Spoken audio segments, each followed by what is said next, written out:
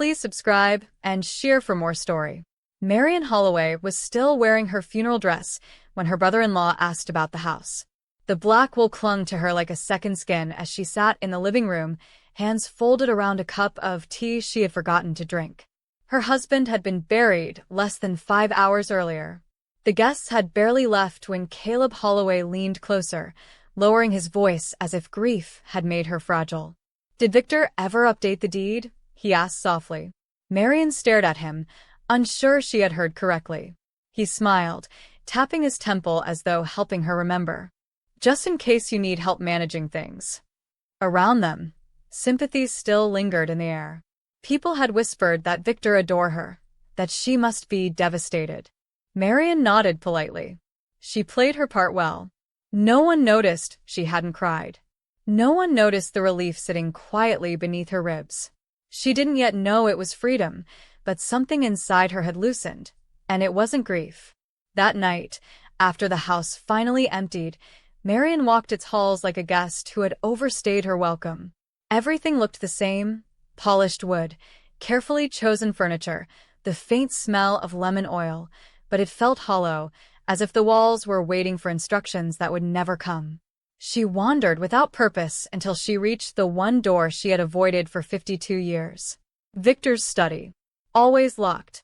When she was young, he said it was about confidentiality. Patient files. Professional boundaries. She believed him then.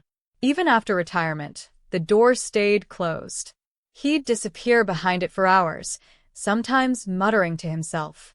When she once asked what he worked on, he had looked at her kindly and said, "You wouldn't understand, Marian. Don't worry about it." Now she stood before that door, her hand resting on the cold wood. "Locked, of course." His voice echoed in her memory. "That's not for you." She didn't try to open it. Not yet. She went to bed restless, thinking not of loss, but of the door. By morning, exhaustion sat deep in Marian's bones. She made tea and forgot to drink it again. In the mirror, she barely recognized herself, silver hair pulled tight, mouth drawn thin, eyes alert in a way they hadn't been in years. She didn't call her children. She didn't call Caleb. Instead, she searched online and hired a locksmith.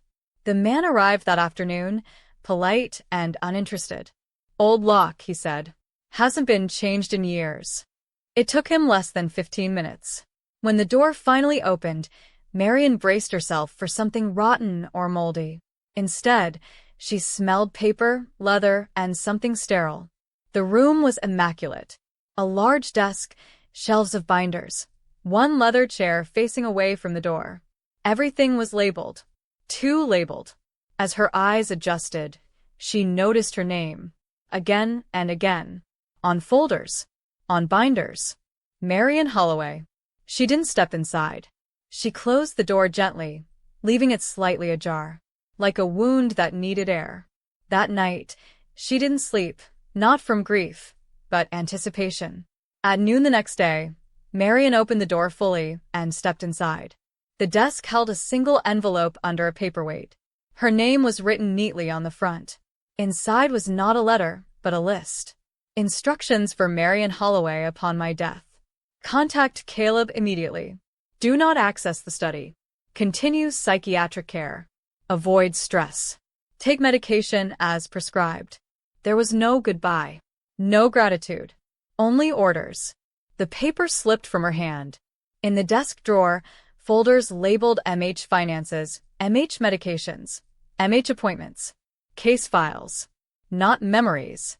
One held prescriptions she didn't remember agreeing to, dosage notes in Victor's handwriting. Increase if agitation returns. Another contained letters she had written to friends, opened, copied, annotated. Concerning tone. Sleep disruption noted. Marian's stomach turned. He had been watching her, recording her. She sank into his chair, knees weak. The room wasn't a study. It was a record. A life reduced to symptoms. Victor hadn't loved her. He had managed her. On the shelves, binders were arranged by year. MH Behavior Log 2012. MH Monitoring 2016. She opened one. June 3rd. Stayed out longer than usual. September 14th. refused medication. Marian remembered those days. Arguments. His gentle insistence. "You're tired. Let me handle it." She had believed him. She had trusted the man who poured her water and answered doctors' questions for her. Behind a curtain, she found a safe. 4 digits. She searched his planner and found a code tied to their anniversary. The safe opened easily. Inside were 3 items: a will, a declaration of incapacity bearing her name, and a locked metal box. The declaration was notarized, backdated, signed by doctors she knew socially. It claimed she was declining, unable to manage herself. He had planned to erase her legally. Marian closed the safe and stood very still. This wasn't protection. It was a coup. And it had almost worked. For 3 days, Marian didn't open the will. She walked through the house touching objects she now saw differently. The curtain she sewed, the mug he hated, the rug from their honeymoon. Everything had been curated to keep her small. When she finally read the will, her fears were confirmed. All assets placed in a trust. Caleb named executor. Marian allowed to live in the house, but not control it.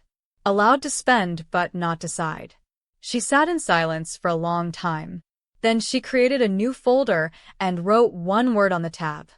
Evidence. When Caleb called, she interrupted him. "Don't start anything until I've spoken to an attorney." His pause told her everything. She called an old friend, Ruth Ellison, someone Victor disliked because she asked questions. "You opened the room, didn't you?" Ruth said quietly. Marian whispered yes.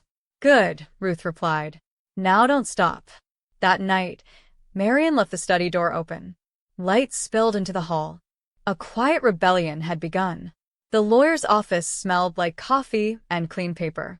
Her name was Nadia Brooks, sharp-eyed, calm, uninterested in comfort. Marian laid out the documents carefully.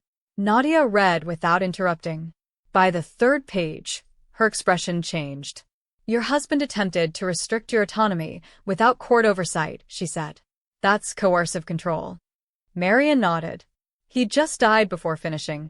Nadia leaned back. "We can challenge this." "I don't just want to challenge it," Marian said. "I want to rewrite it." Nadia smiled. "Then we'll do both." When Marian returned home, she opened the metal box in the safe. Inside was a signed blank check and a note, "In case you ever found the door." She folded it and put it back. She didn't need his permission anymore. Caleb's voice tightened when he called again. "You didn't tell me you hired counsel." "You didn't tell me you planned to run my life," Marian replied. He warned her. Threatened regret. She hung up calmly. The next morning, she opened every window in the study. Took down Victor's awards. In a filing cabinet, she found files on other women, friends he labeled destabilizing. He had monitored them too. Marian felt anger, cold and steady. She showed the files to Ruth, who cried. "I always wondered why you sounded so distant," she said. "I was underwater," Marian replied. A letter arrived days later, and signed, "Cruel." She burned it. "You don't get to tell my story anymore," she said aloud. For the first time in decades, she slept deeply. Her granddaughter, June, found the folder while visiting. "Grandma," she said quietly, "this is abuse." The words settled heavily, but truthfully. At court, Marian wore navy blue. Nadia spoke first, laying facts carefully. When Marian stood, she spoke plainly. "I was married to a man who thought love was control. I believed him, not because I was weak, but because I was tired." The judge ruled quickly. The trust dissolved. Authority returned. Outside, the rain stopped. Marian walked down the steps alone but whole. Healing didn't roar. It whispered. Marian opened windows. Started a workshop at the library. Women came. Questions followed. When June asked if Victor ever loved her, Marian thought carefully. "Maybe the version of me he created," she said, "but not the real one." That truth no longer hurt. It freed her. She had dismantled a prison built from concern and silence. And she used only one key. Her voice. A week later, Marian stood in the local library, holding a stack of flyers. "Estate clarity and coercive control," they read. She hesitated before pinning them to the board. "You don't owe anyone this," Ruth had said earlier. Marian nodded, but she knew she did. Not as punishment, not as revenge, but as truth. 8 women came the first evening. Some sat stiffly, arms crossed. Others cried without warning. Marian didn't lecture. She told her story plainly. "If someone speaks for you long enough," she said, "the world forgets your voice." A woman in the back whispered, "That sounds like my marriage." Marian met her eyes. "Then you're not imagining it." When the session ended, no one rushed out. They lingered. They asked questions. Marian went home tired but lighter than she'd felt in years. Caleb tried one last time. He showed up unannounced, anger barely hidden behind politeness. "You're embarrassing the family," he said. Marian didn't invite him in. "You embarrassed yourselves," she replied calmly. He scoffed. "Victor protected you." Marian shook her head. "He erased me." Caleb's voice sharpened. "You'll ruin his legacy." Marian smiled gently. "No," she said. "I'm correcting it." When he left, she documented the visit and placed the note in her evidence folder. She was done arguing. Facts spoke louder now. Months passed. The house no longer felt hollow. It felt lived in. Marian painted again, something Victor once called unproductive. June visited often, asking questions about her past. "You were always strong," June said once. Marian laughed softly. "Strength isn't loud," she said. "Sometimes it waits." She began volunteering with local advocates, helping women review documents they didn't fully understand. Each story echoed pieces of her own. Each confirmation strengthened her resolve. She wasn't rebuilding herself. She was uncovering herself. On the anniversary of Victor's death, Marian stood in the study, now her studio. The binders were gone. The desk faced the window. Sunlight poured in freely. She thought of the woman she had been, the quiet one, the compliant one, and felt no shame. Survival required silence once. Living did not. Marian picked up a pen and wrote a single sentence on fresh paper. "This life belongs to me."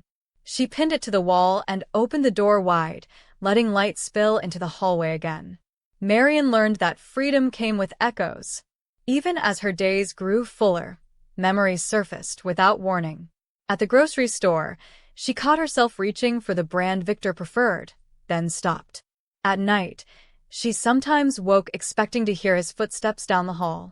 Instead, there was only silence, real silence, not the tense kind she had lived with.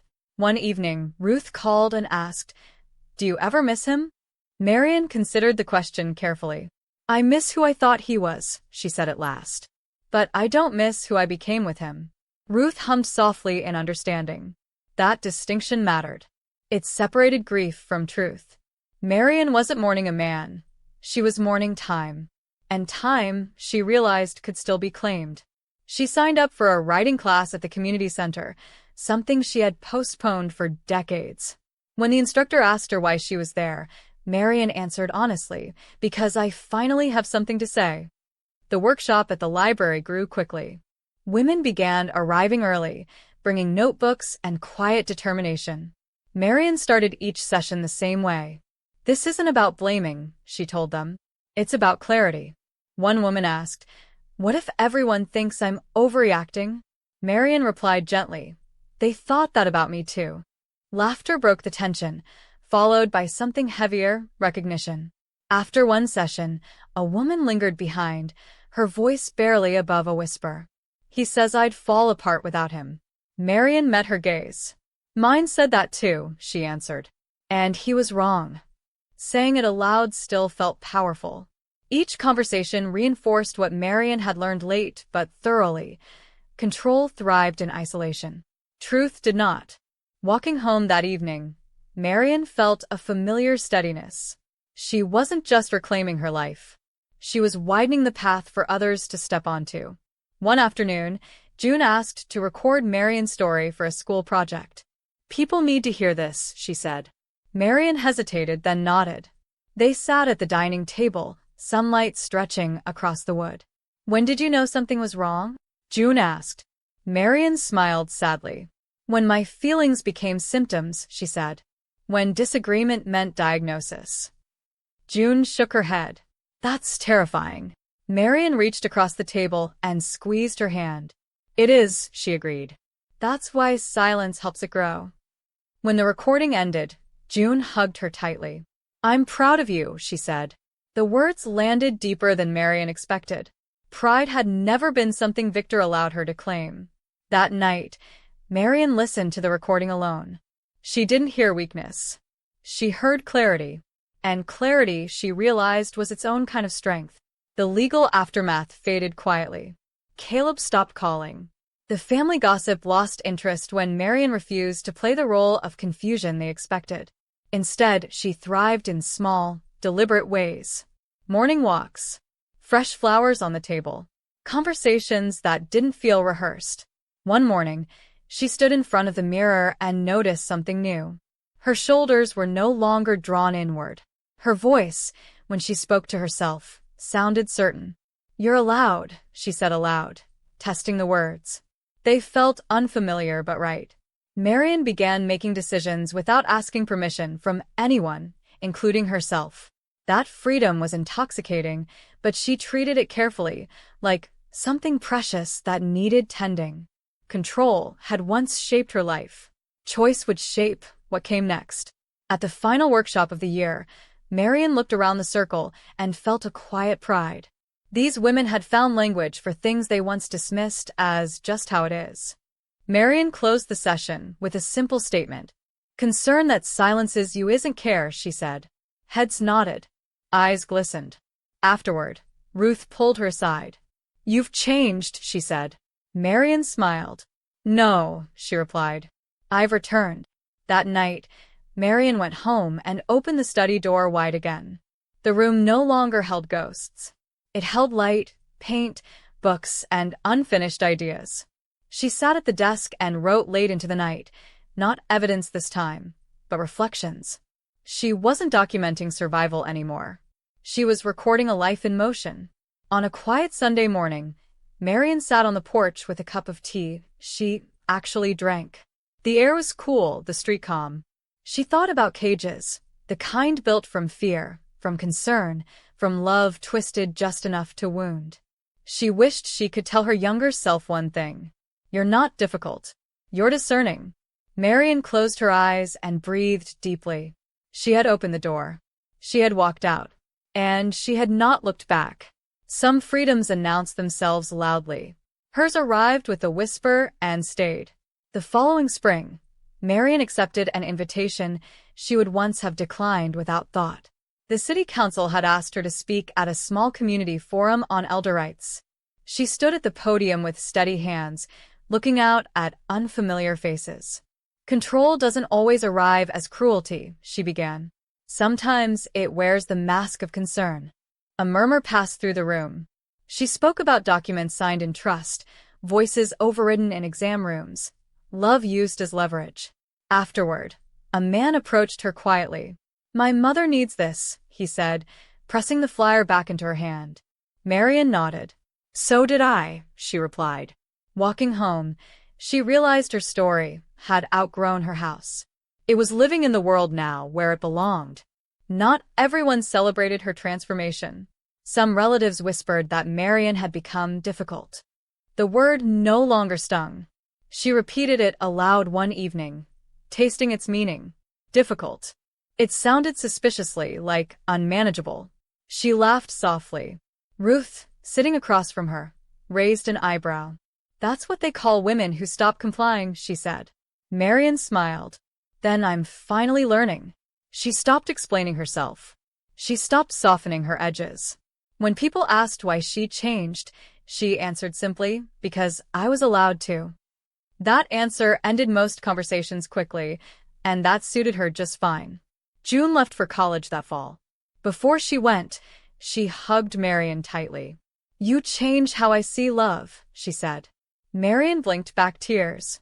That's the kindest thing anyone's ever said to me. After June left, the house felt quieter, but not empty. Marian filled the silence with projects, writing essays, mentoring, painting again.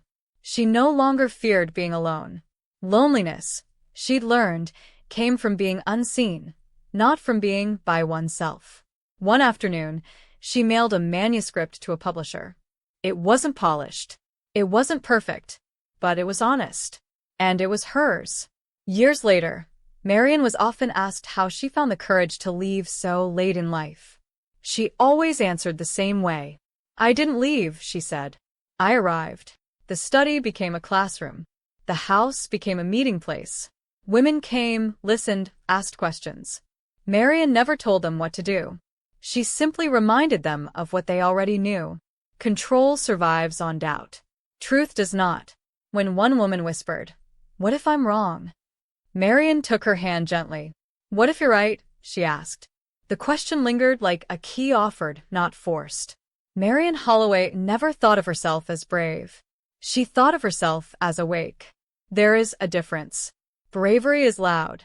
Awakening is quiet and irreversible. She had lived inside a prison built of whispered concern and tidy paperwork. She had walked out using nothing but her voice.